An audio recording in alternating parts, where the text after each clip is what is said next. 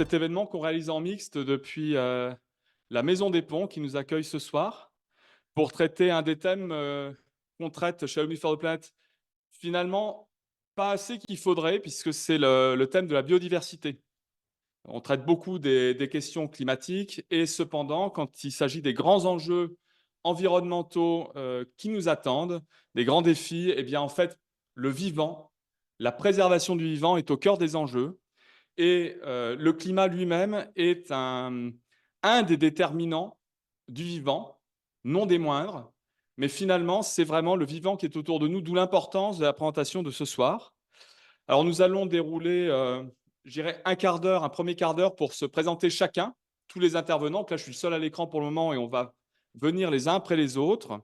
Et puis, on va avoir une présentation qui est de grande qualité par un des experts vraiment sur le sujet qui est membre de notre conseil scientifique. Et puis, je dirais le cœur, c'est-à-dire le témoignage. Alors, pour commencer, une présentation très rapide d'Alumni for the Planet. Voilà, on laisse la présentation s'afficher. Donc, beaucoup d'entre vous connaissent déjà. Et donc, je fais vraiment très, très rapidement, puisque webinaire après webinaire, on présente. Donc, c'est une initiative qu'on a eue entièrement bénévole, totalement apolitique, non militante, d'intérêt général pour pouvoir aider les diplômés de l'enseignement supérieur, c'est vraiment la cible, à agir concrètement là où ils sont, c'est-à-dire dans l'entreprise, pour répondre aux grands enjeux environnementaux, notamment climatiques, mais pas que, qui nous attendent au cours du 21e siècle. Et en fait, en apportant un soutien concret, donc déjà en étant bien encadrés nous-mêmes, si tu peux montrer la diapo suivante, Florian, c'est-à-dire d'avoir des parrains de qualité, dont Valérie Masson-Delmotte, qui est elle-même membre du GIEC, et de grands organismes qui nous soutiennent. Je cite juste, entre autres, pour passer rapidement, le ministère de la Transition écologique, l'ADEME, mais vous les voyez qui apparaissent. Près de 130 associations d'alumni qui nous ont rejoints pour vraiment nous apporter tout leur soutien, et également un conseil scientifique de 10 experts sur les grandes questions environnementales, climat, environnement, et qui notamment nous permettent d'apporter une information de grande qualité dans tout ce que l'on réunit, ce qu'on peut voir sur la diapositive suivante. En fait, qu'est-ce que l'on fait en 3 mots? C'est de pouvoir informer. Et donc, vous avez des tas d'informations qui sont disponibles en ligne. Toutes ne se valent pas. Et entre autres, le fait d'avoir un conseil scientifique est garant de toute l'information que l'on vous met à disposition sur notre portail en ligne. Et c'est également de connecter. Il y a maintenant presque 5000 alumni engagés. Vous pouvez, si vous n'êtes pas encore et que vous assistez, le faire. Ça ne prend que 2 minutes et c'est entièrement gratuit sur notre site. Et en fait, vous vous renseignez entre autres où vous vivez, dans quelle ville, de quelle école vous êtes issu et dans quelle entreprise vous travaillez. Alors, ce n'est pas un site de réseautage général. Ça vous permet uniquement de vous connecter en fonction de là où vous pouvez agir avec des personnes que vous connaissez. Si vous vivez dans la même ville, et que vous êtes engagé, puisque vous vous reconnaissez par la marque Alumni for the Planet, vous pouvez vous connecter et si vous avez un projet dans la ville, vous pouvez y aller. Si vous êtes issu de la même école, lancez une initiative au sein de l'école. Si vous êtes dans l'entreprise, lancez une initiative d'entreprise, commencez à en parler.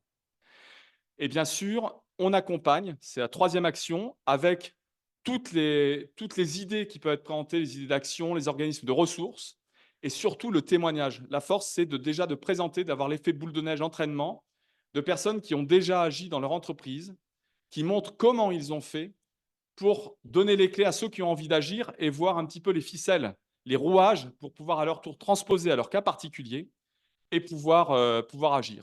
Que ce soit des témoignages écrits qui sont déposés sur notre site ou, comme on le fait ce soir, en faisant venir des personnes qui témoignent de leur action de vive voix.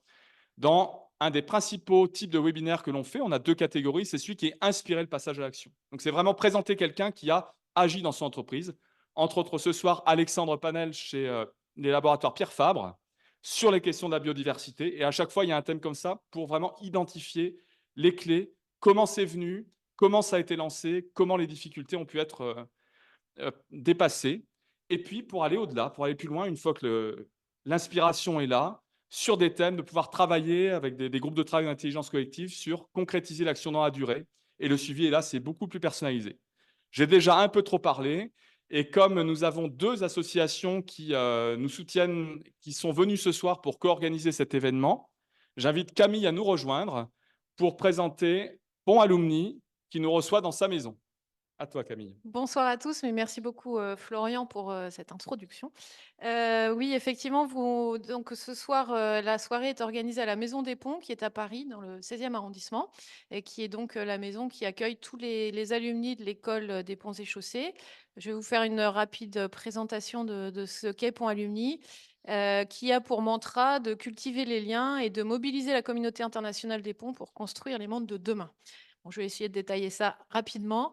Si tu veux bien Florian, voilà, on a réfléchi il y a 2 ans sur notre raison d'être et on est arrivé à cette diapositive suivante qui est en gros un réseau de femmes et d'hommes, un petit réseau puisque nous ne sommes que, entre guillemets, 20 000 diplômés à taille humaine, mais qui a justement grâce à ça, une certaine agilité, un réseau international et experts qui sont tous donc dans des sujets, évidemment qui sont enseignés à l'école des ponts. Au cœur des enjeux de la transition avec en particulier, et vous le verrez dans la déclinaison des groupes professionnels qui sont organisés au sein de notre communauté, des groupes énergie, transport, ville, industrie, construction, et avec en filigrane, en transversal, toutes ces questions de transition écologique qui sont très importantes pour nous.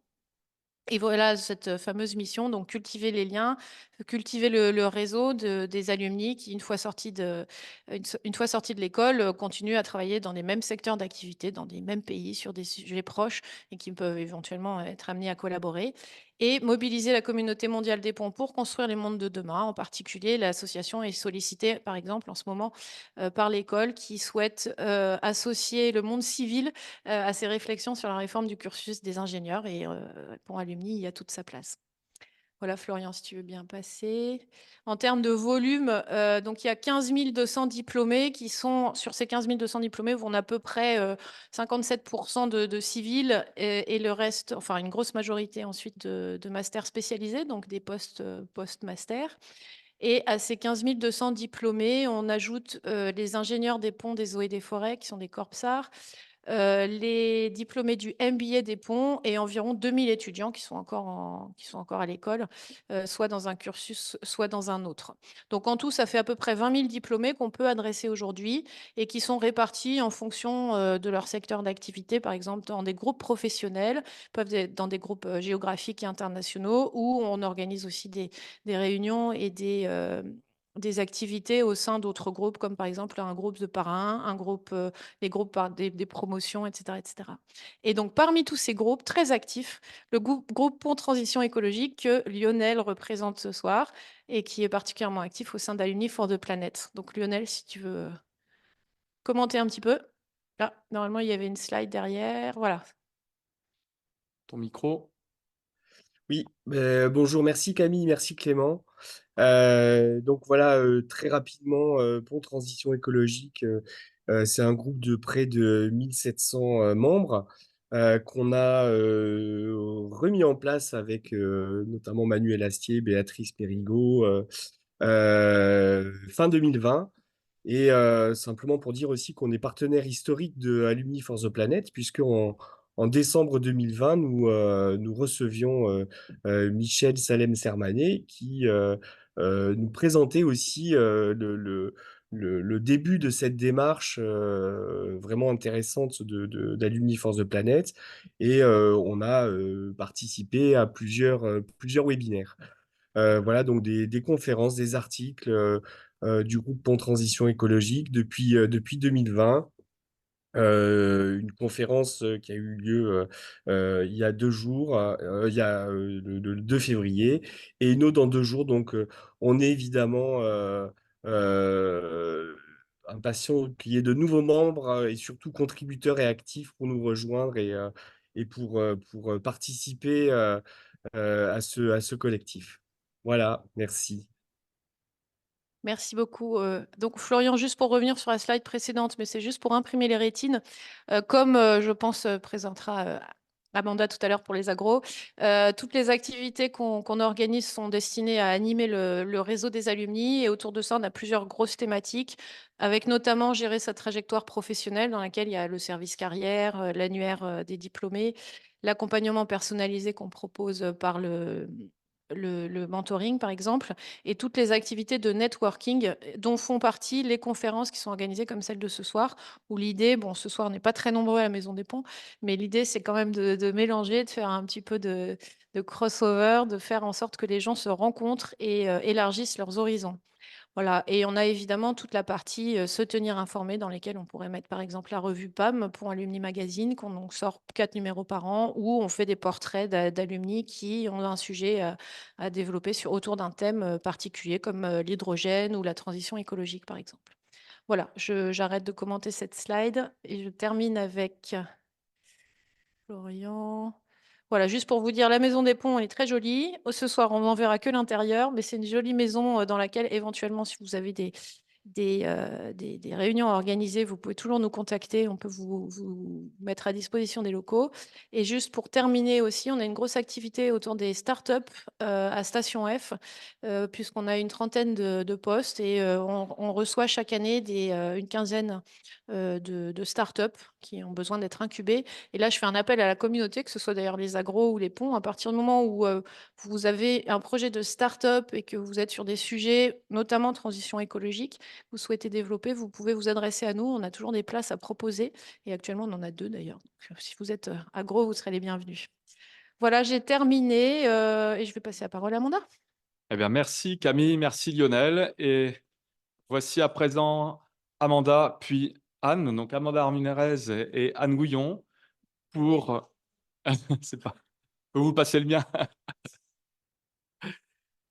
Pour l'autre association parmi celles qui nous soutiennent, qui nous accompagnent ce soir, Donc, les agros. voilà, les agros. Bonsoir à toutes et à tous. D'abord, je remercie beaucoup toutes les agros et les agrès qui se sont connectés, qui sont inscrits nombreux et nombreuses pour participer à cet événement.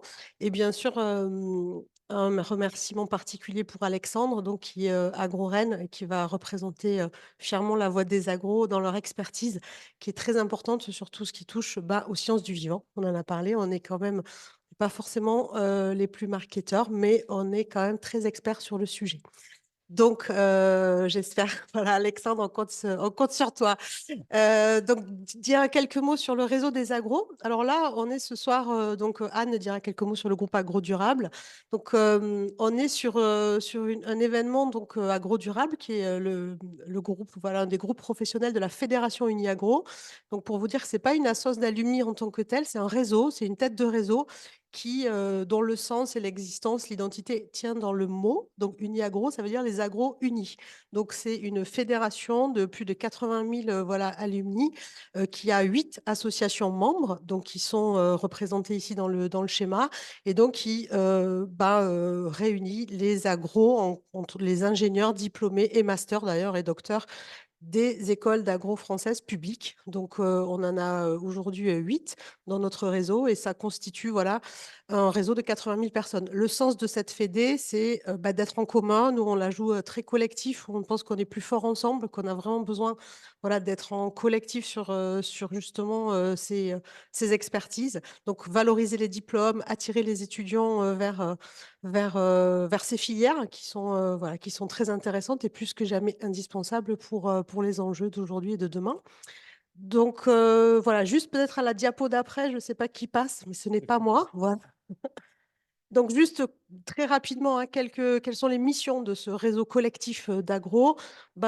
On a mutualisé, on a mis des choses voilà, ensemble, dont notamment la partie carrière, trajectoire professionnelle, réorientation, tout ça, c'est en commun.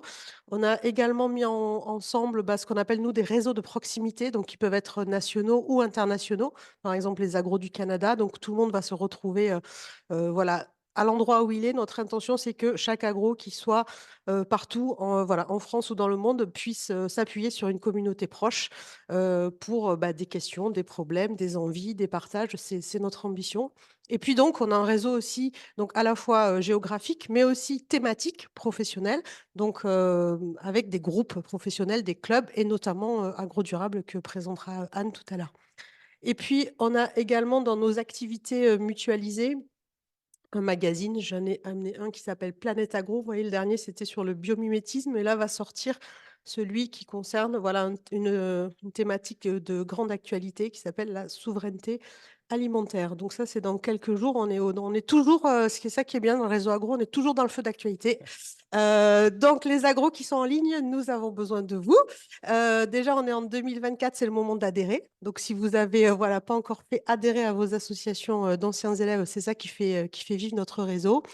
On est à votre disposition à l'assaut, vous le savez, à la maison des agros qui est aussi très jolie, qui est en face du Louvre. On se fait une concurrence entre assos. Et tous ceux qui ne sont pas à Paris, ben, bien sûr, on compte sur vous aussi. Donc, merci encore d'être très nombreux à vous connecter ce soir. Je vais passer la parole à Anne pour qu'elle vous dise quelques mots sur bah, le groupe Agro-Durable qui porte un peu aussi ce partenariat avec Alumni Force the Planet. Bonsoir, tout le monde m'entend bien? Oui, oui. Mmh. Alors, c'est terrible parce que, AgroParisTech Alumni et la fédération Uniagro ont leurs locaux en face d'un très beau pont, au quai Voltaire, et les alumni des ponts ont des locaux avec un jardin d'hiver, donc on est vraiment fait pour travailler ensemble. Bon.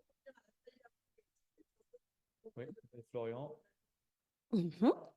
Voilà, donc le réseau Uniagro, comme beaucoup de réseaux d'alumni de diverses écoles, vit grâce à des groupes. En fait, c'est vraiment ça l'âme du réseau. Des groupes régionaux et des groupes professionnels ou thématiques, dont le groupe Agro-Durable, qui existe depuis 12 ans, je crois, hein, à peu près. Voilà. Et un petit peu l'équivalent du coup du groupe, je pense, Pont Transition écologique qui a été cité tout à l'heure. Donc, c'est un groupe qui compte à peu près 1800 personnes aujourd'hui. Et vraiment, j'espère que tous les agros connectés ce soir rejoindront le groupe pour ceux qui n'en font pas encore partie. Alors, il n'y a pas besoin d'adhérer, de cotiser ou quoi que ce soit. Il suffit de cliquer sur la page du groupe sur LinkedIn. Et par ailleurs, ce groupe est animé, alors de manière informelle, nous n'avons pas vraiment de bureau, mais il est animé par un groupe de personnes sur WhatsApp que les plus motivés d'entre vous peuvent rejoindre et qui décident de nos actions multiples, parce que franchement, la durabilité aujourd'hui, c'est tellement de choses qu'on peut à peu près tout faire, hein, selon les envies, et notamment l'organisation de conférences. Et là, on s'est un peu greffé sur cette conférence organisée avec Alumni for the Planet. Et on espère que ça va bien fonctionner et que surtout, on peut lancer un appel à témoins. On a envie d'organiser d'autres conférences sur des sujets liés au vivant, à la durabilité avec Alumni for the Planet. Et pour ça, il nous faut des témoins, c'est-à-dire des gens qui, dans leur entreprise, ont transformé quelque chose sans forcément être au COMEX ni à la direction développement durable. Donc, les agros qui ont fait ça, rejoignez-nous, proposez de témoigner et on organisera une conférence, un webinaire avec Alumni for the Planet. Voilà. Eh ben, merci beaucoup, Anne. Et voilà pour le coup de lancement pour les autres agros qui se lanceraient, l'exemple que nous donnera Alexandre tout à l'heure. Alors, on va passer maintenant au cœur vraiment de la soirée, c'est-à-dire le message central qui doit être passé, au cours duquel vous allez pouvoir utiliser le chat pour poser les questions. Donc, on va succéder deux présentations et entre chaque présentation, enfin à la fin de chaque présentation, on prendra un temps pour répondre aux questions qui auront été posées. Je vous informe également sur le fait que à la fin, vous sera envoyé un lien avec un sondage pour évaluer, comme on le fait en continu, les webinaires que l'on fait de façon à proposer une qualité qui va en croissant. Donc, soyez-y attentifs et nous vous remercions par avance pour votre participation. Ça ne prend que quelques minutes. Alors, on va effectivement, comme je vous le disais, passer par vraiment le témoignage qui est le cœur, vraiment ce qu'a fait un des agros, Alexandre Panel, chez Pierre Fabre, et comment il est arrivé. Et pour cela, on va commencer par planter le décor. Alors, je vais inviter à venir un de nos experts qui est membre du conseil scientifique, qui est Antoine Caddy, directeur recherche et innovation chez CDC Biodiversité. Et, ben, le défi là pour maintenant, est-ce qu'en un quart d'heure, tu arriveras à nous planter le décor, à nous présenter tous les enjeux et le constat actuel.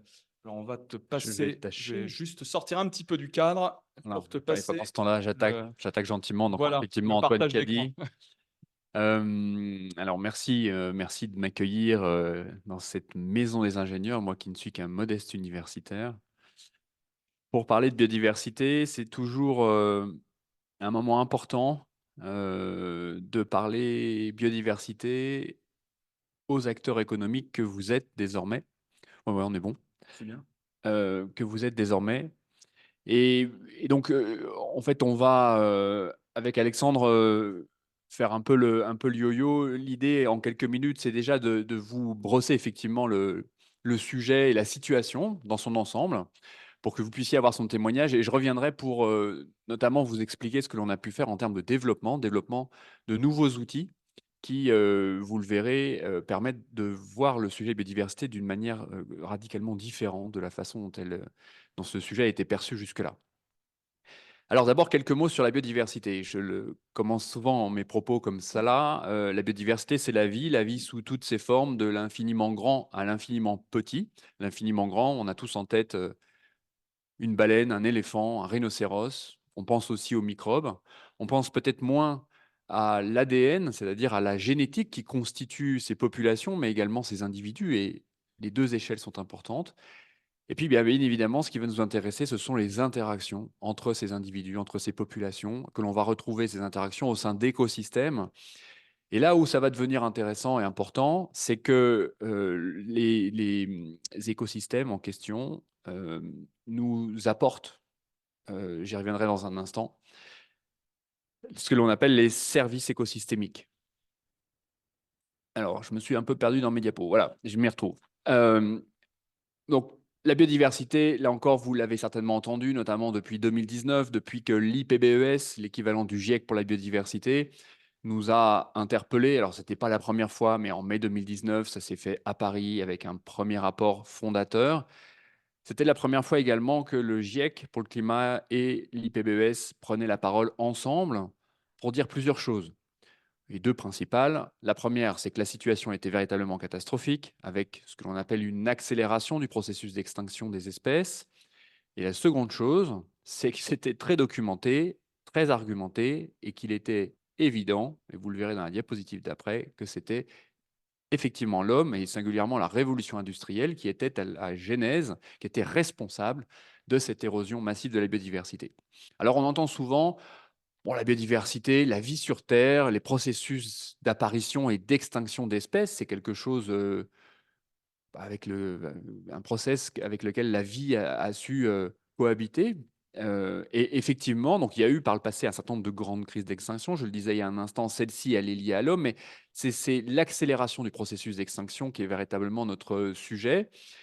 Les scientifiques estiment que ce processus d'extinction d'espèces est accéléré de 100 à 1000 fois. Donc, ça va 100 à 1000 fois plus vite que lorsque la vie, je dirais, évolue simplement, que ce soit dans la canopée ou que ce soit au fond des océans.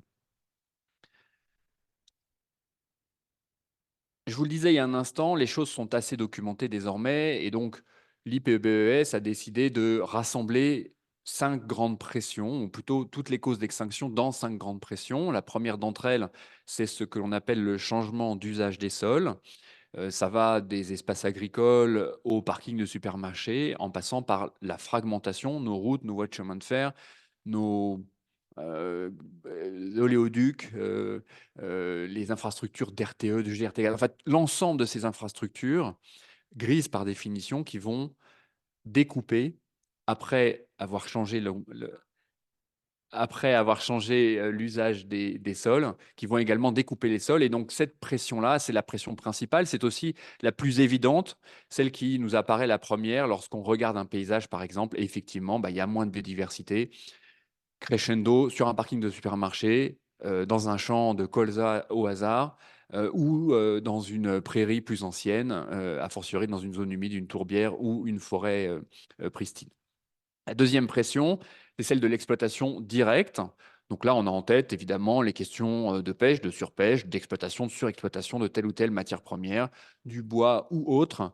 Et c'est le rythme à partir du moment de l'exploitation, à partir du moment où cette exploitation se fait à une cadence supérieure à celle de la régénération naturelle de cette même matière première, qui va avoir de l'impact. Le changement climatique, bien évidemment, changement climatique qui est un sujet qui est une crise en soi, mais qui est une crise intimement liée également à la biodiversité. La biodiversité est une solution, on aura peut-être l'occasion d'en reparler tout à l'heure, face au changement climatique, mais la biodiversité subit également le changement climatique qui va accélérer, notamment dans un contexte morcelé, les processus d'extinction. Évidemment, les pollutions, on pense à tout ce que nos émissions de gaz, de produits chimiques divers, etc., vont avoir comme conséquence. Et puis, on l'oublie souvent, mais c'est très important également, l'explosion du processus d'arrivée d'espèces exotiques parfois envahissantes, mais dans tous les cas qui vont bouleverser le fonctionnement des écosystèmes.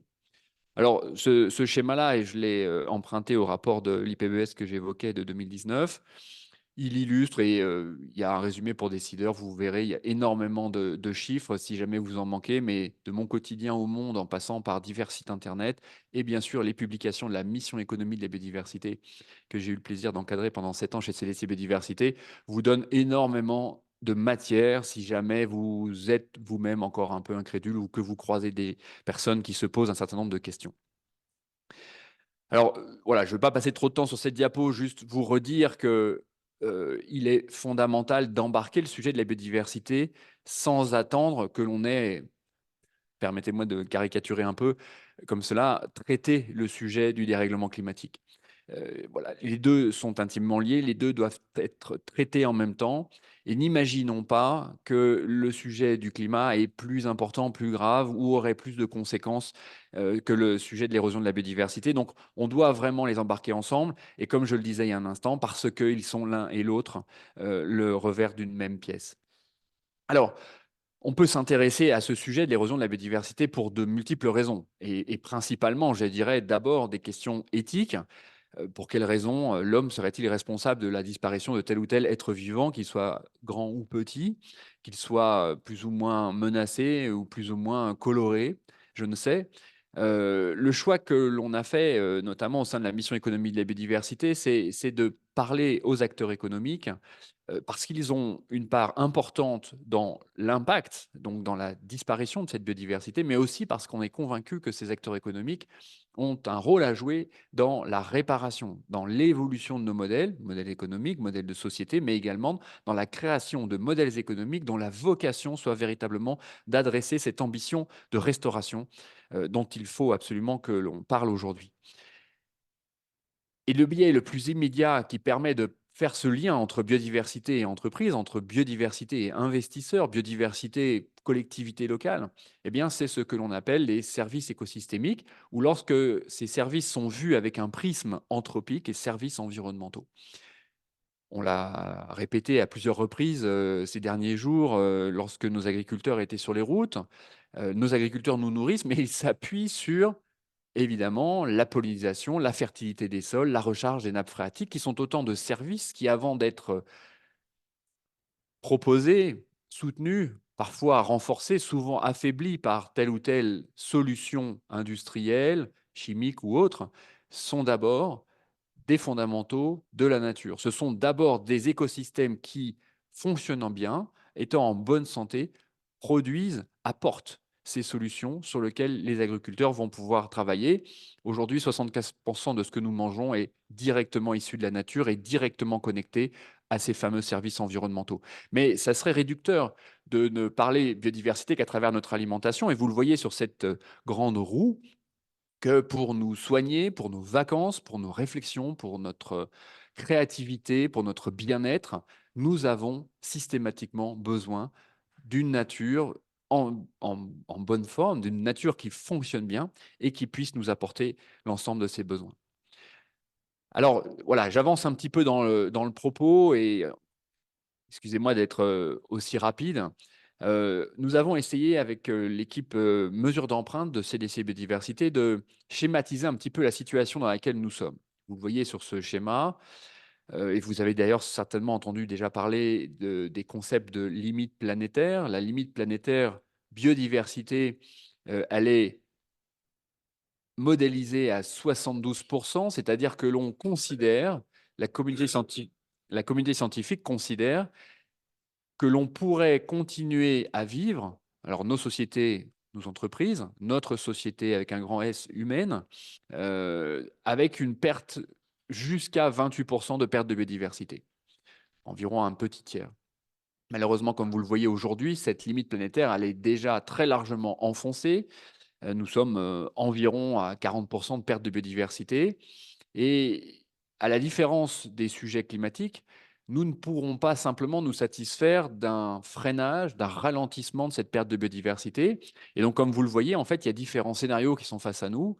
Celui qui a été retenu à l'occasion de la COP15 biodiversité en décembre 2022 à Montréal, dans le cadre de l'accord Kunming-Montréal, signé par 191 pays, eh bien, c'est un accord en 2 temps. L'ambition de stopper l'érosion de la biodiversité dans 6 ans, c'est rien, en 2030.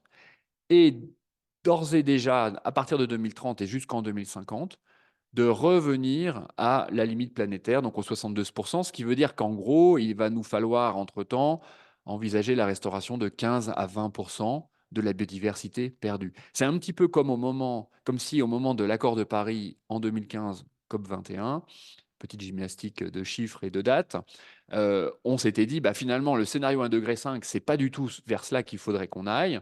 Il faudrait qu'on aille vers un scénario moins 1 degré pour revenir, par exemple, aux températures que l'on avait au début du 20e ou au début du 19e. Voilà, je ne suis pas du tout un expert du climat, mais voilà, pour vous dire le type d'enjeu sur le climat. Si aujourd'hui, je vous interroge sur avons-nous des chances de tenir le scénario 1,5 degré, beaucoup vont rigoler et les plus engagés diront qu'il faut néanmoins qu'on fasse tout pour essayer de tenir ce scénario, mais qu'il est probable que ça dérape. Et bien sur la biodiversité, vous voyez, l'ambition est infiniment plus forte et la situation est infiniment plus grave.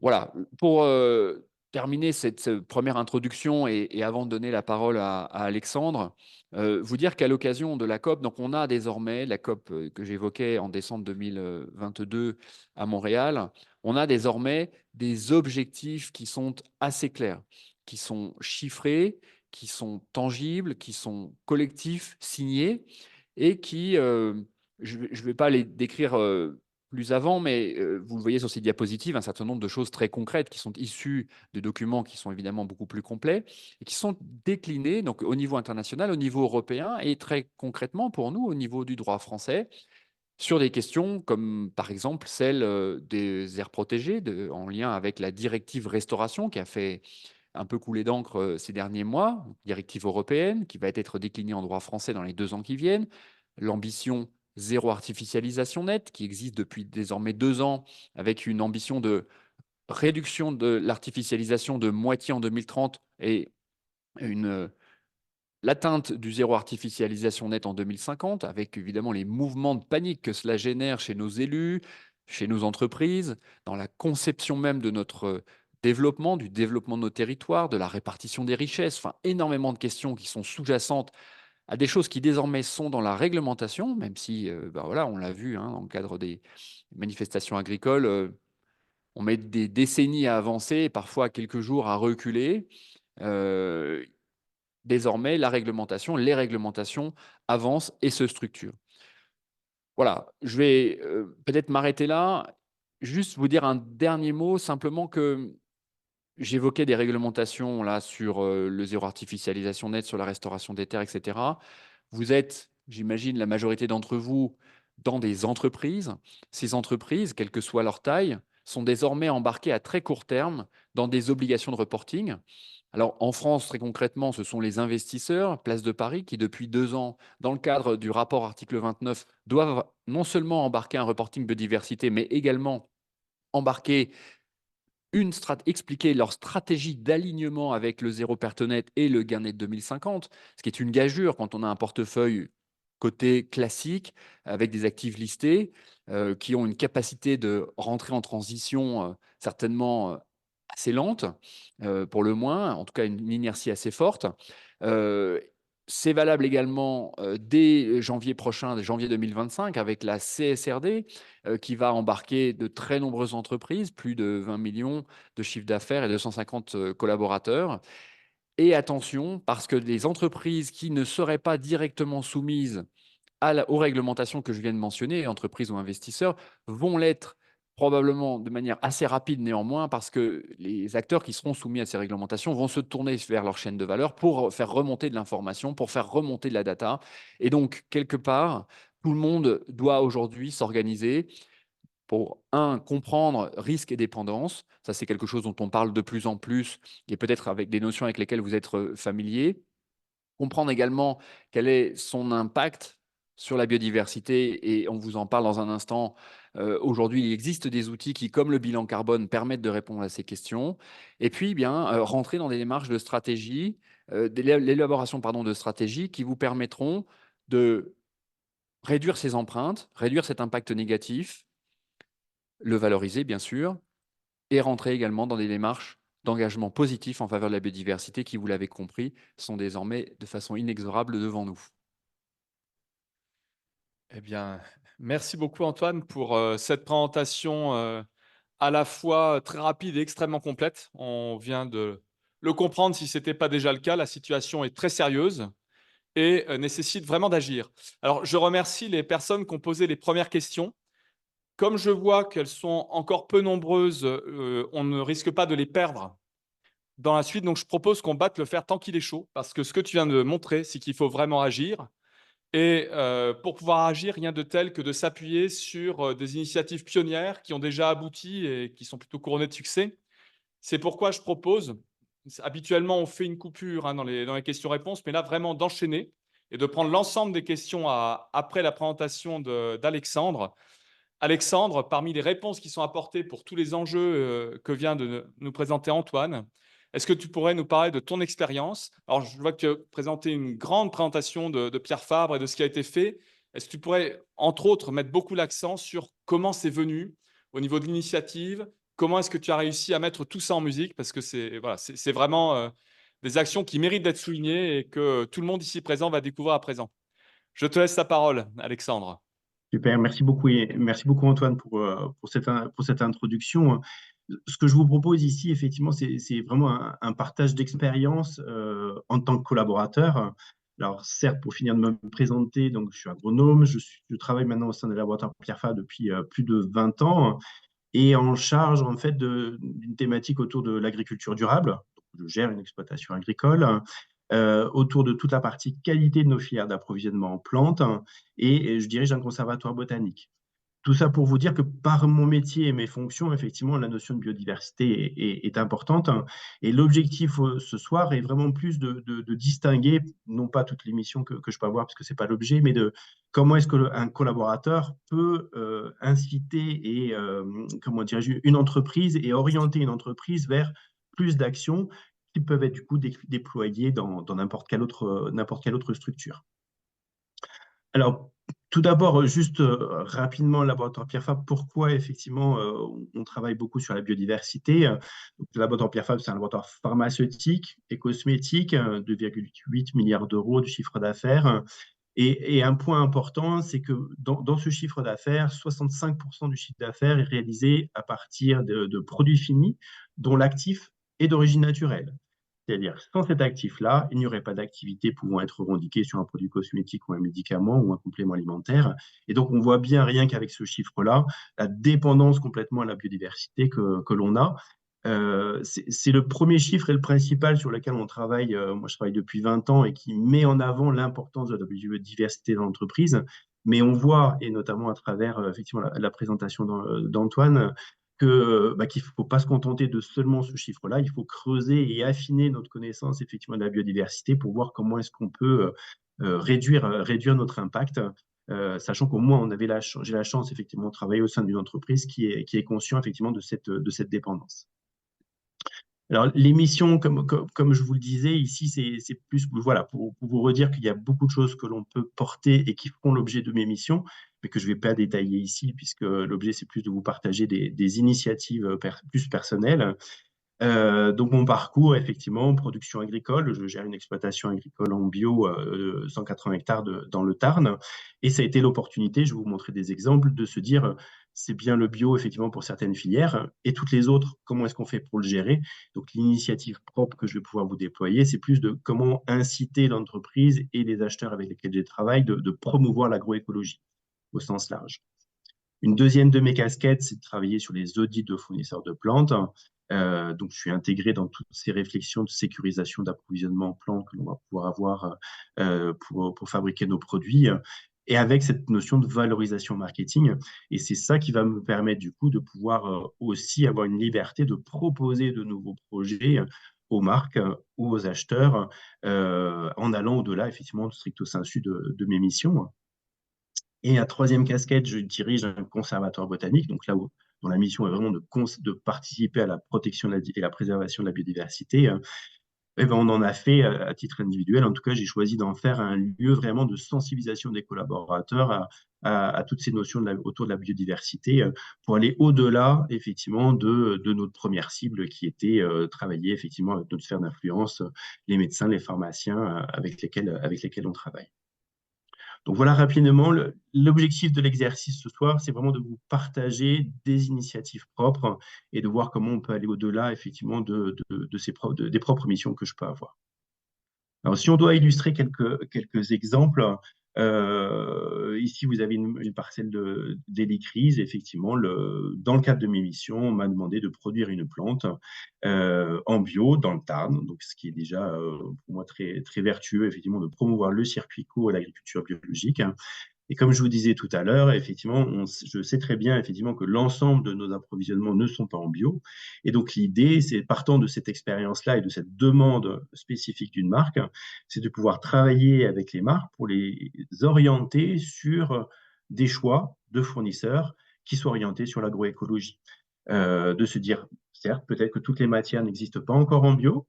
Première chose, comment est-ce que l'on peut accompagner des fournisseurs vers le bio ou la transition agroécologique?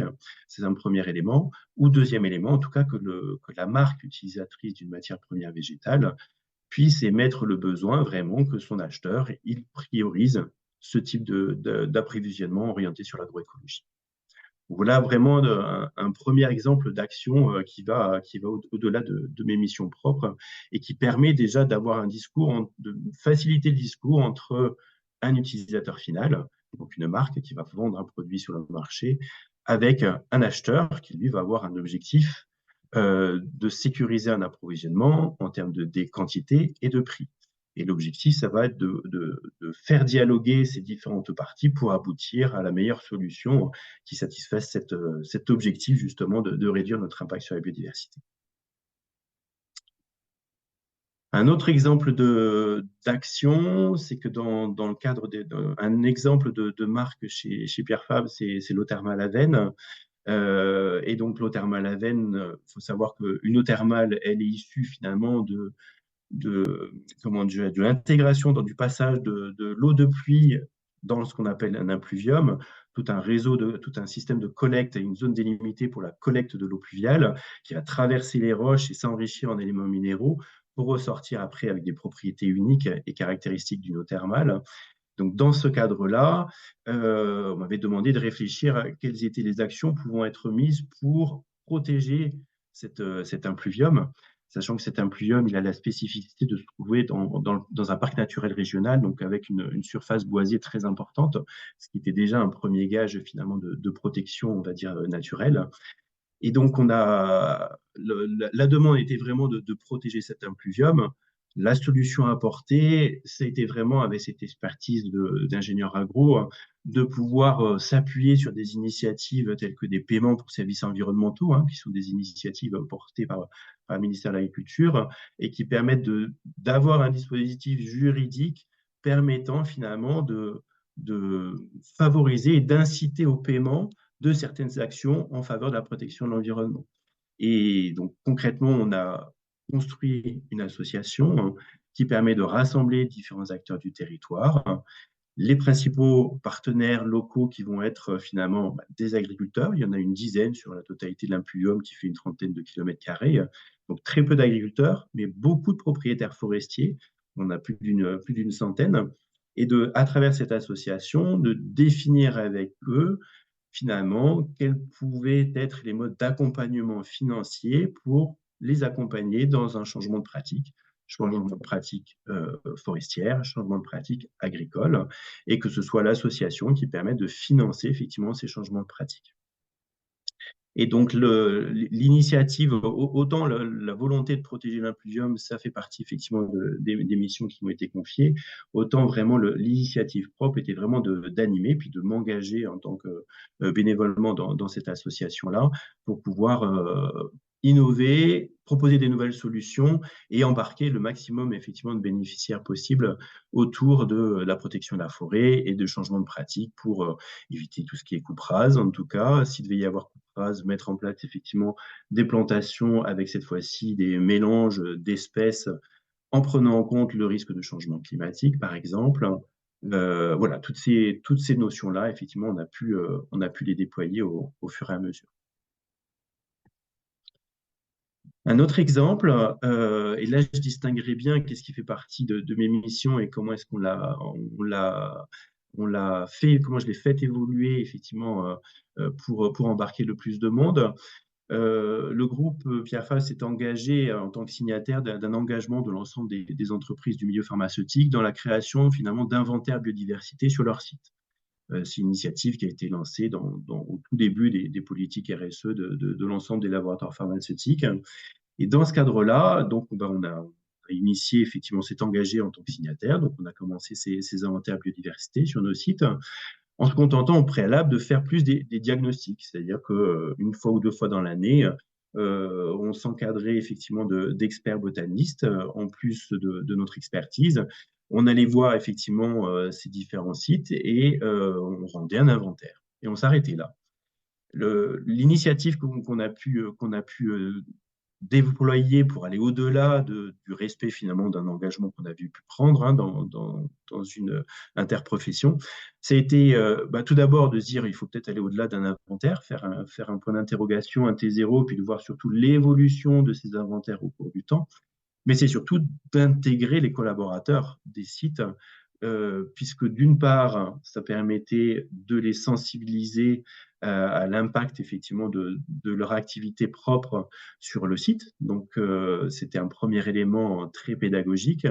Deuxième élément, on n'est pas à l'abri, on en a découvert effectivement pas mal, d'avoir des collaborateurs très engagés déjà effectivement sur ces sujets-là et qui avaient une expertise qui n'était pas forcément identifiée dans leur métier qu'ils avaient, et ce qui permettait de capitaliser cette expertise-là et d'en faire réellement des vrais relais sur les sites qui ont réalisé ces inventaires biodiversité auprès de leurs collègues de ce site-là. Donc, c'est effectivement une initiative qui a permis vraiment de fédérer et d'avoir de nouveaux porte-parole en local, alors qu'on n'est pas effectivement nous présents sur tous les sites. Donc, c'était vraiment un appui majeur pour déployer une sensibilisation de l'ensemble des collaborateurs à l'importance de la biodiversité. Je disais tout à l'heure, faire un inventaire biodiversité, effectivement, c'est bien, mais c'est surtout intéressant sur la durée pour voir les évolutions que ça a. Pour aller plus loin, en fait, j'ai proposé de fédérer finalement un certain nombre de métiers qui pouvaient être concernés par ces inventaires biodiversité. Et on a créé, il y a 2 ans, finalement, un groupe de travail avec notamment tous les responsables d'espaces verts. Donc, tous ceux qui sont amenés à gérer les espaces verts. Donc, on les appelle soit les moyens généraux, soit on les appelle les jardiniers. Ça dépend effectivement un petit peu des sites.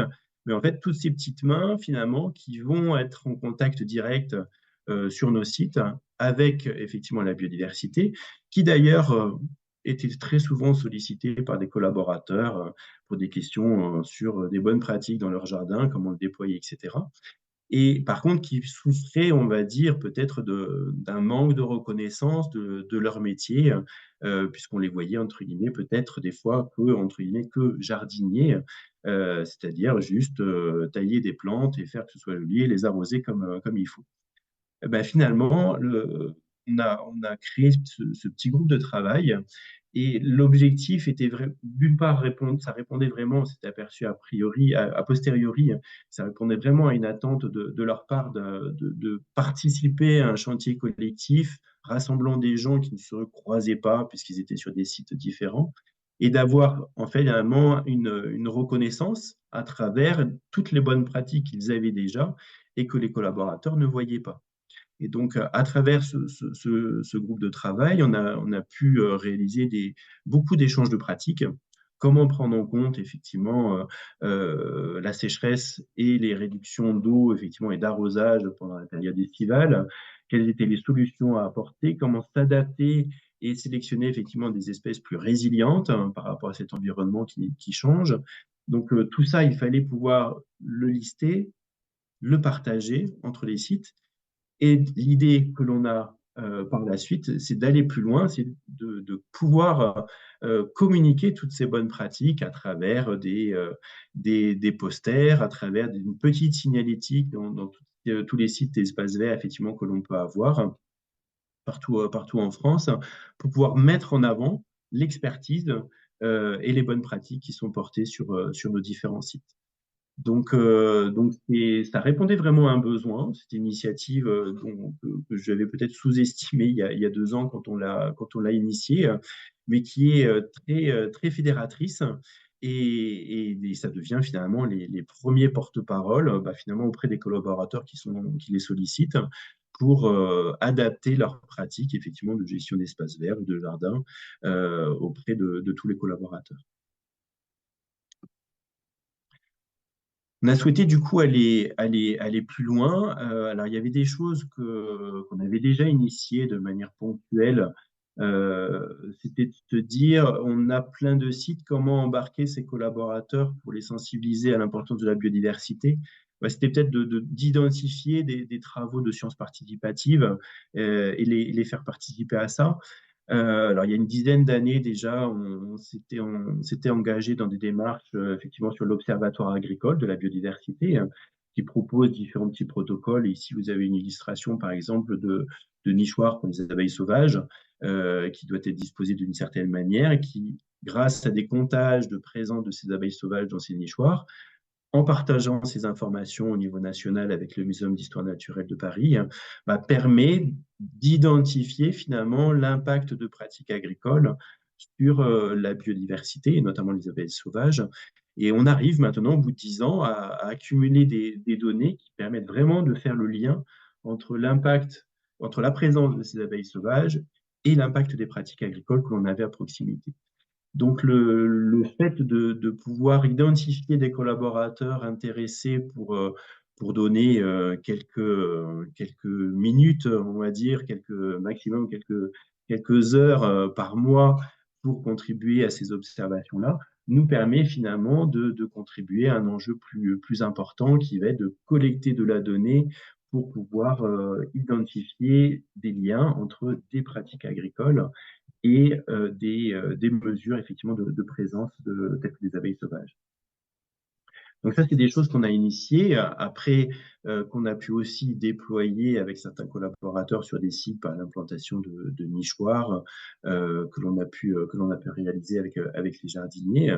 Et plus récemment, on s'est dit il faut pouvoir aller plus loin et faire de ce site que vous avez illustré ici, un conservatoire botanique, un lieu de team building, d'action effectivement engageante, et donc que l'on propose aux managers sur une durée très courte, de se dire un manager qui va avoir une grosse réunion pour un bilan annuel, par exemple, il en a pour 3 heures, à un moment, il faut peut-être une respiration. Nous, on va lui proposer, pendant sa demi-journée, de dire, pendant 1 heure, on vous propose une petite activité ludique sous format team building pour faire toucher du doigt, finalement, toute l'importance de la biodiversité, en quoi vous avez des actions, vous, à votre niveau, à titre individuel, dans votre espace de vie, et comment l'entreprise, elle, identifie la dépendance qu'elle a à la biodiversité, comment est-ce qu'on a déjà quelques initiatives, effectivement, pour réduire cet impact. Et ça s'est porté par différentes actions qu'on a pu vraiment développer. D'abord, des petits team building, des escape games vraiment homemade, qu'on a fait vraiment beaucoup de choses vidéo faites avec son téléphone portable, etc.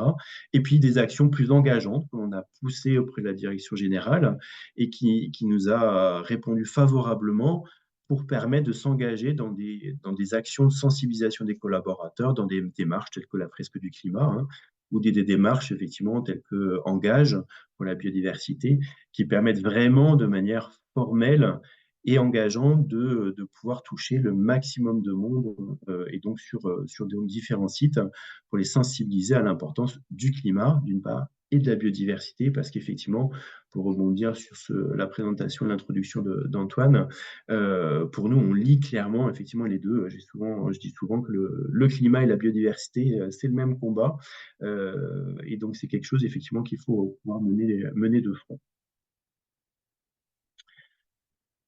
Un autre exemple, alors là, qui est vraiment lié à mes activités, j'ai parfois des demandes de marques de privilégier ou de mettre en place une filière issue du commerce équitable, qui sont souvent des filières bio, hein, à l'origine, et donc sur lesquelles il y a un impact évident à la fois social, mais également environnemental.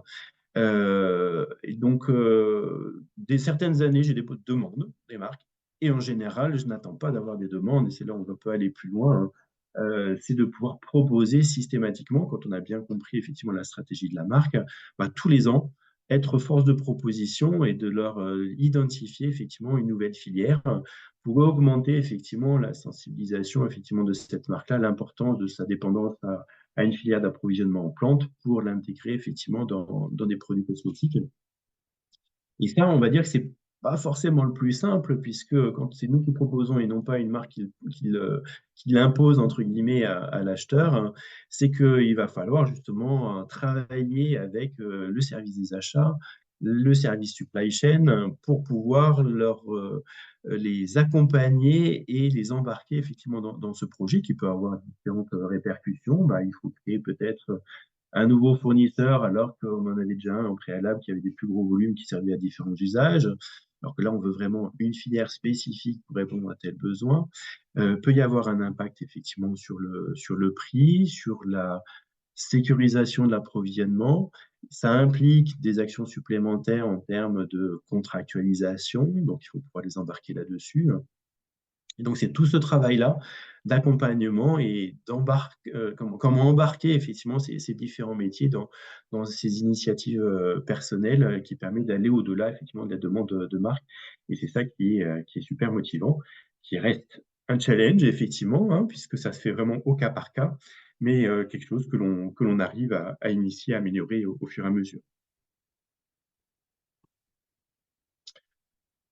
Après, au cours de mon expérience, un autre exemple, j'ai eu la chance de diriger une filiale à Madagascar qui a pour objet vraiment de fournir et de collecter de la plante, comme ici, effectivement, la feuille de pervenche, à partir de laquelle on va fabriquer des anticancéreux, hein. Vraiment, le constat en étant confronté à travailler dans un pays tel que Madagascar, un des pays les plus pauvres au monde, mais avec une richesse de biodiversité phénoménale, la conclusion, enfin très vite, on s'est aperçu que s'engager finalement dans la préservation de la biodiversité, c'était vraiment un enjeu majeur pour une entreprise, tout simplement aussi pour maîtriser ses risques industriels d'approvisionnement. Et que finalement, toutes les initiatives qu'on pouvait pousser d'accompagnement social et environnemental sur notre filière d'approvisionnement étaient vraiment un gage de sécurité industrielle. Et ça, du coup, ça m'a vraiment permis d'avoir une attitude assez forte pour pouvoir proposer différentes actions, puisque derrière, il y avait la réponse à un enjeu de mise à disposition d'une quantité de matière, d'un objectif de qualité de cette matière, de respect de prix, etc. Et une initiative que j'ai pu pousser, par exemple, c'était d'accompagner un projet de reforestation solidaire. Donc, c'était la plantation d'espèces locales dans une zone, effectivement, dans un écosystème qui était vraiment très dégradé. Et donc, on a construit un partenariat avec les populations locales pour s'adapter finalement à leurs attentes aussi en termes de choix d'espèces.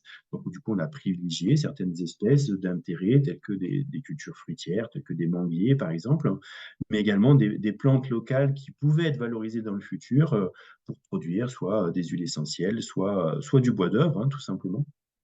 Et tout ça, finalement, permettait de contribuer à éviter la déforestation ou la coupe de forêt pour en faire le premier usage qu'on avait dans la région, c'est surtout du bois de chauffe, hein, pour la cuisine. Donc, cette initiative-là a été largement acceptée et valorisée par la direction générale, puisque ça permettait vraiment d'accompagner en local une réponse à un besoin effectivement de développement tout en préservant effectivement la biodiversité. Une deuxième action que j'ai pu pousser, et cette fois-ci non pas en interne, mais en externe de l'entreprise, c'est de se dire que lorsque l'on collecte une plante, j'avais l'opportunité de vendre plusieurs tonnes de plantes à des clients externes au laboratoire Pierre Fabre. Et donc, j'ai mis en place en fait un dispositif, on va dire, un peu de produit partage. C'est-à-dire qu'en systématique, j'ai rajouté au prix de vente classique de ces plantes-là un pourcentage qui était clairement affiché pour financer un projet social et environnemental. Et je vous parle de ces actions-là, mais cette action-là, elle date de plus de 10 ans, 10-15 ans. Quand j'ai initié ces actions-là, autant dire qu'à l'époque, ça n'était pas effectivement une démarche qui pouvait correspondre à un besoin de réglementation ou autre. C'était vraiment une démarche que l'on proposait qui permettait de sensibiliser également les clients qui valorisaient effectivement des plantes sur le fait de pouvoir effectivement avoir une analyse critique sur quand on travaille sur la plante, il y a un impact effectivement sur la biodiversité, il y a un besoin d'accompagner socialement effectivement les filières d'approvisionnement et tout ça, finalement, ça va avoir un bénéfice également pour nous dans la mesure où elles contribuent à un projet et elles vont fiabiliser un partenariat sur du long terme sur l'approvisionnement de cette plante-là. Donc, c'est vraiment cette notion-là où j'ai la chance d'avoir la latitude de pouvoir pousser ces initiatives et qui ont plutôt été très bien acceptées, aussi bien en interne qu'en externe lorsqu'on vendait effectivement ces plantes. Après, autre initiative, mais vraiment plus anecdotique, on a une fondation d'entreprise chez Pierre Fabre qui est rattachée à une marque, qui est une fondation d'entreprise Chlorine Botanical Foundation. Bon, j'ai souhaité rentrer dans cette fondation pour pouvoir contribuer à orienter effectivement et sélectionner des projets qui étaient financés par cette fondation. Alors ici, vous avez l'illustration effectivement de l'accompagnement d'une filière d'agroforesterie au équateur, comme celui-ci, et en lien avec des écoles. Et effectivement, et c'est ce lien qui me plaisait beaucoup, de se dire déconnecter de notre métier propre d'approvisionnement, de se dire comment est-ce que l'on peut sensibiliser effectivement à l'importance de la biodiversité à travers des actions. C'est en identifiant des partenaires locaux qui s'appuient sur des techniques telles que l'agroforesterie, mais aussi qui vont intégrer effectivement les générations futures et donc tout ce qui est partage d'actions auprès des jeunes générations et donc avec des écoles. Et pour moi, effectivement, un exemple d'action durable permet vraiment de contribuer à cette sensibilisation à la biodiversité.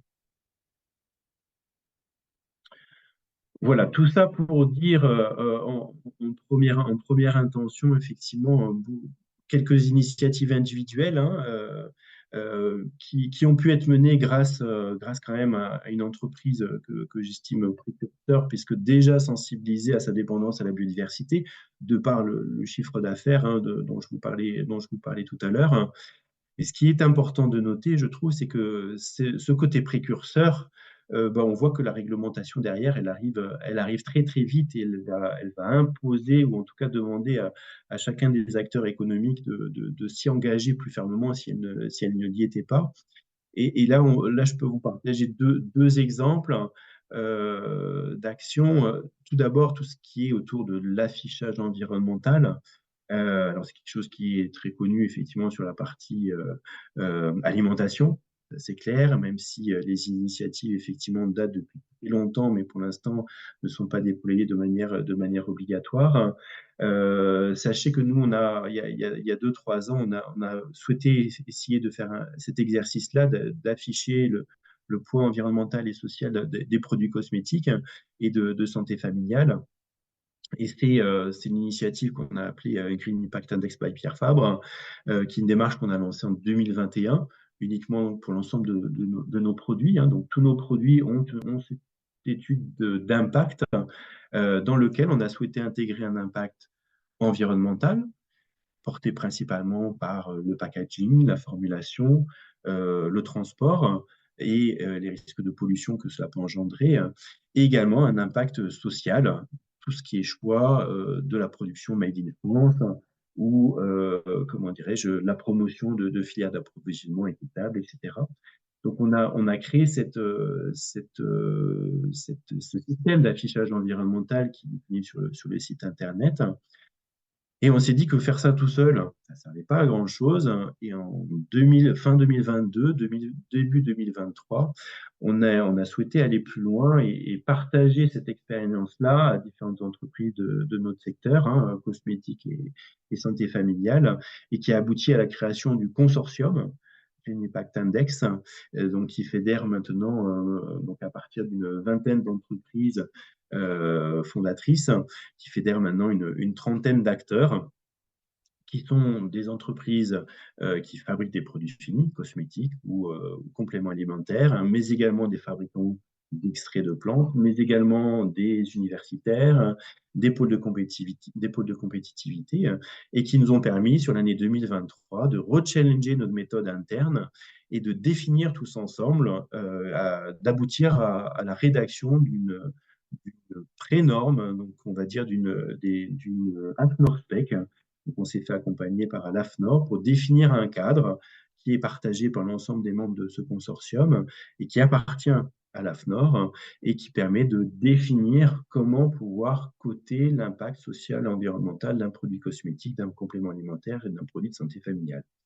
Et dans ce système de cotation, on a bien sûr souhaité intégrer une dimension spécifique biodiversité, au même niveau qu'un impact spécifique sur le climat, qui permet de montrer justement toutes les actions ou initiatives ou évaluations de dépendance et d'impact lors de la fabrication de nos produits pour pouvoir partager cette information avec le consommateur, éclairer l'achat du consommateur. Ça, c'est la partie visible. L'autre objectif, bien sûr, il est en interne, c'est de nous aider à avoir un outil de pilotage pour améliorer nos produits dans un objectif de réduction d'impact. Donc voilà une première évolution que l'on a accompagnée et que effectivement le fait de l'avoir anticipé effectivement avant les obligations réglementaires nous permet effectivement d'être précurseurs. Depuis janvier 2024, effectivement, il y a une décision effectivement ministérielle d'engager des réflexions sectorielles pour pouvoir réfléchir à des démarches effectivement globales autour de l'affichage environnemental des produits cosmétiques. Donc, on partage bien sûr ces réflexions-là pour faire avancer le débat. Et le deuxième élément, on va dire, réglementaire, quelles sont les évolutions réglementaires qui arrivent, c'est faire le lien peut-être avec l'expérience effectivement d'Antoine, c'est de se dire on a plein d'initiatives intégrées, comme je disais encore une fois, dans la stratégie de l'entreprise ou à travers des initiatives de collaborateurs. On a plein d'initiatives qui étaient portées autour de la biodiversité, mais finalement, même si on définissait une stratégie, il manquait cette notion de comment évaluer notre empreinte en tant que telle. Alors, la grosse différence avec une autre thématique telle que le climat, c'est qu'il y avait une métrique, la métrique de la tonne équivalent carbone qui existait. Pour la biodiversité, c'était plus difficile effectivement à évaluer. Et donc, on s'est appuyé il y a quelques outils sur les 3 dernières années, mais ça Antoine en parlerait beaucoup mieux que moi, qui ont pu être développés. Et nous, on a fait le choix effectivement de s'appuyer sur la démarche du Global Biodiversity Score. On trouvait ça effectivement logique de s'appuyer sur cette méthode, d'une part pour répondre à notre attente de savoir comment effectivement améliorer notre maturité sur nos engagements en définissant vraiment une métrique. Je vous ai présenté des actions tout à l'heure. On parle d'une filière bio ou équitable. Je vous parle d'inventaire biodiversité sur nos sites. Je vous parle effectivement de privilégier des productions locales. Mais concrètement, comment est-ce qu'on fait pour quantifier l'impact de toutes ces initiatives? C'est très compliqué. Eh bien, le Global Biodiversity Score permet en tout cas de faire une évaluation d'empreinte et d'essayer d'y répondre. Ça répondait aussi à une évolution de la réglementation, et là, on en a parlé aussi tout à l'heure, la loi zéro artificialisation nette, elle impacte effectivement le développement du territoire, mais elle peut impacter aussi, bien sûr, les entreprises. Par exemple, on peut avoir des réflexions effectivement sur des locaux, sur des hangars de stockage, etc. Il faut pouvoir anticiper effectivement ces réglementations-là et de mesurer l'impact de ces projets pour pouvoir répondre effectivement à cet objectif de zéro artificialisation nette. Je ne reparle pas, bien sûr, de cette nouvelle réglementation européenne, la CSRD. On va être effectivement impacté effectivement chez nous dans cette effectivement obligation de reporting extra-financier qui a l'énorme mérite, enfin, à mon niveau en tout cas, de pouvoir clarifier quelles sont les attentes de ce reporting et surtout d'uniformiser ces reportings extra-financiers d'une entreprise à une autre, qui nous permettra d'ailleurs aussi de se comparer, de se benchmarker et ainsi de s'améliorer. Donc c'est l'énorme avantage là-dessus. La contrainte, c'est que c'est effectivement une réglementation qui est très, très contraignante, très ambitieuse aussi, puisqu'elle définit vraiment un cadre très strict et très structuré. Donc, c'est quelque chose, effectivement, qu'on va pouvoir prendre à bras le corps sur l'année 2024. Et l'étude, effectivement, qu'on a pu mener l'année dernière d'empreinte biodiversité, le Global Biodiversity Score, qu'on en a fait effectivement avant cette réglementation CSRD, nous aide beaucoup justement à pouvoir avoir les éléments cette fois-ci pour répondre à cette réglementation. Et pourquoi est-ce qu'on s'est engagé aussi sur cette empreinte biodiversité? C'est que c'est clairement aussi un moyen de rassurer nos financeurs, nos financiers, quand on va demander effectivement à une banque un montant d'investissement pour un prêt. Eh bien, en fait, le fait d'être capable effectivement de répondre à toutes ces exigences réglementaires futures, hein, même si le futur est proche, hein, tout ça sont des éléments effectivement qui vont rassurer effectivement nos financeurs pour montrer effectivement l'anticipation que l'on peut avoir et les études d'impact que l'on peut porter. Alors, en quelques mots, que ce qu'on a tiré quels sont les principaux enseignements effectivement de cette étude d'empreinte biodiversité à travers le GBS l'année dernière? Quelque chose que l'on mesurait jusqu'à présent à travers notre dépendance au chiffre d'affaires, hein, qui était de 65% liée à la nature. Quand on fait l'empreinte GBS, elle est bien au-delà. On a clairement une dépendance à 97% de la biodiversité, ce qui doit nous amener effectivement à réfléchir à des notions de sobriété. Vous verrez tout à l'heure des actions qu'on a imaginées pour l'année 2024 et plus derrière. En tout cas, c'est vraiment la première information majeure, c'est cette importance de la dépendance en termes de chiffres. Hein, 97%, ça nous paraît énorme, encore plus fort que ce qu'on imaginait. L'énorme avantage de cette méthodologie, en tout cas avec mon retour d'expérience, c'est vraiment de bien mettre en phase les 5 facteurs de pression de la biodiversité qui sont connus, hein, qu'a rappelé Antoine sur le changement climatique, la pollution, le land use, l'usage des terres, la fragmentation, etc., la surexploitation des ressources. En fait, l'outil nous permet vraiment d'identifier 4 sur les 5, puisqu'on ne travaille pas sur la partie espèces exotiques envahissantes pour l'instant dans le modèle. Mais en tout cas, on comprend bien, effectivement, on fait vraiment le lien entre un site et la dépendance que l'on a sur ces 5 facteurs de pression, ce qui nous permet effectivement d'identifier des actions d'amélioration derrière. Et notamment, on a identifié que le principal cause effectivement de cette dépendance, c'est le land use, donc vraiment la surface, par exemple, même la surface de culture d'une plante que l'on va mettre en place dans un pays, la surface agricole effectivement utile nécessaire a un impact sur la biodiversité. C'est ça qui était important effectivement d'être sensibilisé sur ces aspects-là.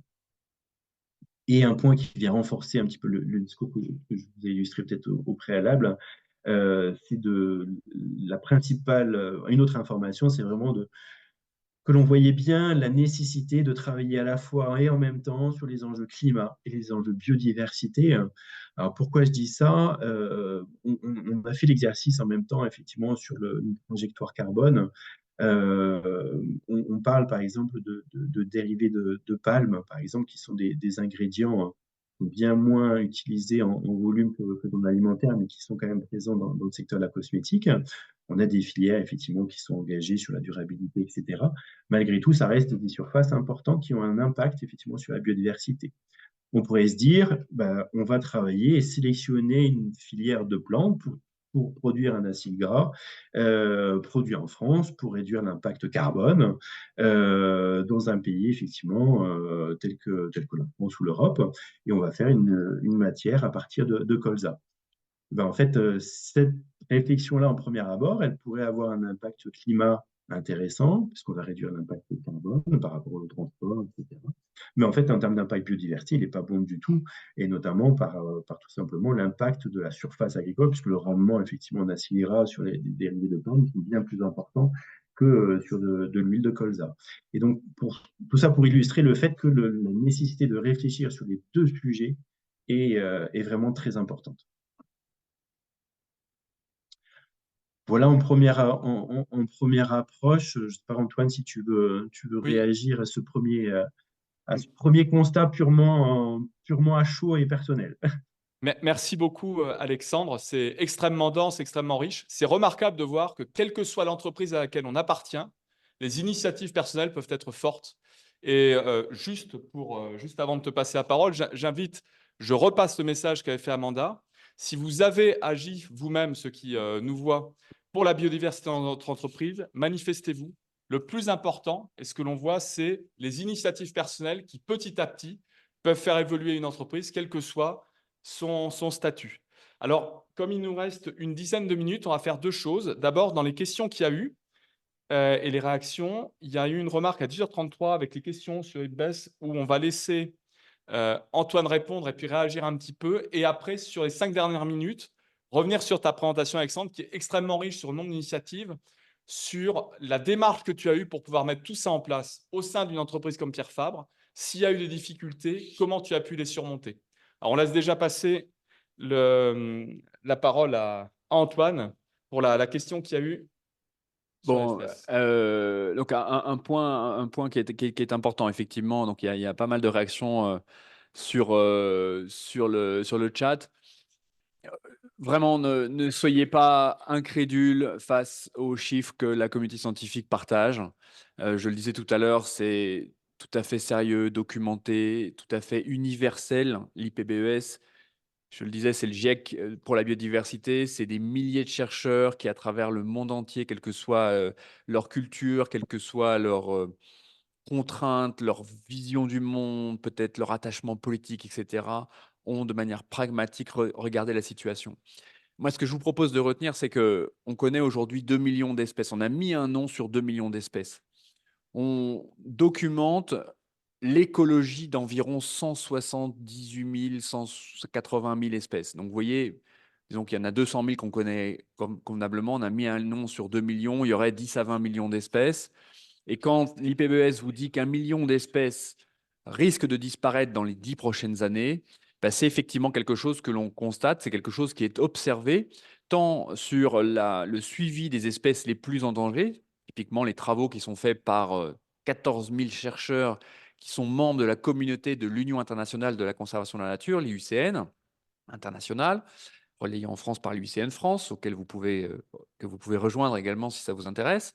Et parallèlement, des travaux comme ceux du Muséum, par exemple, sur les oiseaux communs ou sur les insectes, qui montrent qu'on a des chutes de population gigantesques. Donc l'espèce, aujourd'hui, n'est pas encore menacée, mais la densité des populations est véritablement en train de s'effondrer. Et ça a d'ores et déjà des conséquences, typiquement sur les insectes, sur la pollinisation, notamment, par exemple, auprès des exploitations de fruitières ou autres. Donc, vraiment, voilà, ces chiffres-là, chacun peut avoir sa position, chacun peut être plus ou moins sensible à la disparition du tigre ou d'une girafe ou je ne sais quoi. Soyez conscient qu'en fait, cette lame de fond qui est en train de se dérouler sous nos yeux, sans qu'elle soit véritablement cernée, aura des conséquences extrêmement importantes à court terme. Alors, voilà, Alexandre vous a montré, enfin, je voulais rebondir là-dessus, elle vous a montré en fait le cheminement à la fois d'une personne et en même temps d'une structure, d'une entreprise. Et vous avez vu que ça a commencé par de l'utilisation durable de ressources, par du mécénat, par des travaux de formation. Aujourd'hui, on parlerait de fresques, on parlerait de jachères fleuries autour de l'usine, etc. Bon, tout ça, c'est bien sympathique. Mais ce qui vous a montré dans ces deux dernières slides, c'est qu'aujourd'hui, de la même façon qu'on réalise un bilan carbone, on peut réaliser un bilan biodiversité. Pierre Fabre, il y a quelques années, il y a 2 ans, l'entreprise faisait partie des 25 entreprises premières au monde à avoir fait cet exercice. Aujourd'hui, il y en a plus de 70 multinationales qui réalisent leur empreinte biodiversité et qui, immédiatement dans la foulée, construisent des stratégies de réduction de leur impact. Puis, comme certaines, Schneider Electric pour ne pas les nommer, réalisent un nouveau bilan biodiversité pour scorer, pour objectiver véritablement l'efficacité de leur stratégie. En fait, ce qu'il faut avoir en tête, c'est qu'un bilan biodiversité, réalisé avec le GBS. Alors, je ne sais pas si on va avoir le temps de regarder. Il faut le mettre en On peut mode dire dia, 5 sinon. petites minutes, Ouais. ça Non, mais suffit. sinon, ça sera partageable. Peut-être on verra sur le site ou n'importe. Si tu peux les remettre en mode. Parce que je n'ai pas la main du coup. Ouais. Comment on Ici. peut mettre la main? C'est ici? Et partager. Ouais, diapo, voilà. On va y arriver. Crac. Et donc, ce que je voulais vous dire, c'est que c'est vraiment un outil qui vous permet. Déjà, c'est un outil qui s'appuie sur une métrique synthétique, comme la tonne équivalent CO2 et MSA km², qui exprime le niveau d'intégrité d'un écosystème, quel qu'il soit, avec un postulat. Donc, ça prête à discussion encore aujourd'hui, même si la communauté scientifique, là encore, s'accorde à dire que c'est la métrique la plus robuste aujourd'hui qui existe pour exprimer ce niveau d'intégrité. Un postulat simple, c'est que plus il y a d'espèces et plus il y a d'individus par espèce sur une maille donnée, encore une fois, quel que soit l'écosystème sous-jacent, mieux l'écosystème se porte. Voilà. Ça, c'est la métrique. Une approche par scope que vous connaissez bien, scope 1, 2, 3, amont, aval, etc. Même approche que le bilan carbone, ce qui permet aux acteurs économiques de réutiliser à la fois une partie des données récoltées pour les bilans carbone et en même temps le pipe de récolte de ces données. Et un process progressif qui permet, au fur et à mesure que ces données s'affinent, d'affiner le bilan biodiversité lui-même en travaillant sur de la donnée financière, puis sur de la donnée de conso, etc., pour aller jusqu'à la maille la plus fine. Alors, pourquoi le faire? Comme je le disais tout à l'heure, pour mesurer ses impacts dépendances, pour embarquer l'ensemble de sa chaîne de valeur, pour pouvoir véritablement, et vous allez le voir, je vais assez vite, très concrètement sur cette diapositive-là, pouvoir découper avec précision l'impact de votre entreprise, de votre portefeuille investisseur, selon les différentes pressions, sur du statique et du dynamique. Le statique, je dirais, c'est l'ardoise de l'entreprise depuis qu'elle existe. Pour celles qui n'ont pas plus de 100 ans, disons, parce qu'on est parti évidemment sur un seuil temporel qui correspond globalement au début de la révolution industrielle, donc il y a 130 ans, à grosse maille. Et puis, cela permet également d'objectiver en fait votre démarche de réduction d'empreinte et d'aller rechercher un gain net, d'aller rechercher des actions positives, sans se masquer la réalité, avec pragmatisme, et donc avec aussi cette relation entre la perte de biodiversité et le coût du changement, de l'évolution, de la transition, et à terme, de l'amortissement de cette empreinte biodiversité.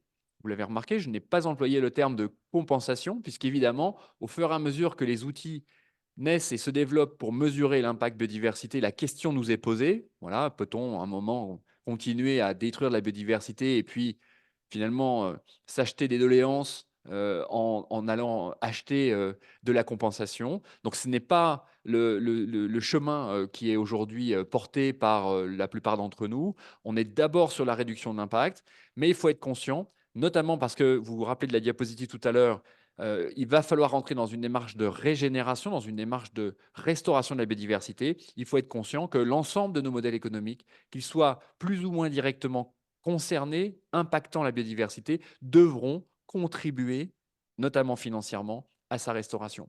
Voilà, donc ces outils existent. Soyez serein sur le fait que aujourd'hui, on va pouvoir les décliner, quel que soit le secteur d'activité, qu'ils vous permettront d'aligner, de vous préparer à l'arrivée de nouvelles réglementations, qui vous permettront de discuter avec des investisseurs ou à des investisseurs d'enrichir un dialogue actionnarial avec les entreprises détenues en portefeuille, et que c'est cette démarche qui aujourd'hui permet véritablement d'adresser la question de la biodiversité au juste niveau, en tout cas au niveau auquel on doit pouvoir l'adresser si l'on veut pouvoir avoir une petite chance à court et moyen terme. Eh ben, merci beaucoup, Antoine, pour toutes ces précisions par rapport à ce qu'il y avait. Alors, malheureusement, le temps a sacrément tourné puisqu'on est presque au bout. Alors, ce que je disais, Alexandre, parce que ce que tu as pu montrer, c'est qu'au sein d'une entreprise, comme Pierre Fabre, beaucoup de choses peuvent être mises en place. Et c'est vraiment le cœur de la chose. C'est extrêmement inspirant. Quelle que soit l'entreprise où vous êtes, vous avez la possibilité d'agir, quel que soit l'état dans lequel elle est, vis-à-vis des actions au niveau de l'environnement, vous avez la possibilité de la transformer. C'est ce qu'il y a de plus important. Donc finalement, pour le mot de la fin, Alexandre, sans avoir pu avoir le temps de dérouler tout le parcours, comment tu as pu mener à bien toutes ces initiatives chez Pierre Fabre, quels conseils tu donnerais aux participants qui nous suivent et qui ont envie de, à leur tour, faire bouger leur entreprise? C'est pour synthétiser, à mon avis, il y a pas de petite initiative. Toutes ont leur intérêt, effectivement. Et Antoine disait tout à l'heure, il parlait des jachères fleuries, des ruches, etc. Certes, faut pas s'arrêter là, évidemment. Par contre, ça reste des vecteurs de sensibilisation importants pour les collaborateurs, les encadrer et les embarquer effectivement dans des initiatives plus grandes. Et c'est ça qui est important. Après, rien ne se fait effectivement sans avoir une écoute effectivement de la direction générale d'une entreprise. Mais c'est toutes ces initiatives portées par des différents collaborateurs de manière ponctuelle et éclatée sur tous les sites qui permettront qui permettent largement de faire évoluer effectivement les entreprises, les attentes effectivement des managers. Et ça, j'y crois beaucoup effectivement sur le pouvoir en fait des petits cailloux que chacun peut aboutir et réaliser à son niveau. Eh ben, merci beaucoup, Alexandre. Comme on voit, en fait, les initiatives, même petites, entraînent de plus grosses initiatives, d'où l'importance de se connecter au niveau de l'entreprise. Lorsque vous connaissez les personnes qui partagent vos intentions, ben, ensemble, vous êtes plus fort à partir d'initiatives et de construire. Donc, encore un grand merci à ceux qui ont participé, à ceux qui nous ont suivis. Et puis, comme vous l'a remis en lien Florian, on vous remercie de pouvoir prendre quelques temps pour donner votre avis en répondant au sondage, de façon à ce que, webinaire après webinaire, nous améliorons encore le message qui vous est passé. Encore un grand merci à chacun d'entre vous et puis à très bientôt sur un prochain événement.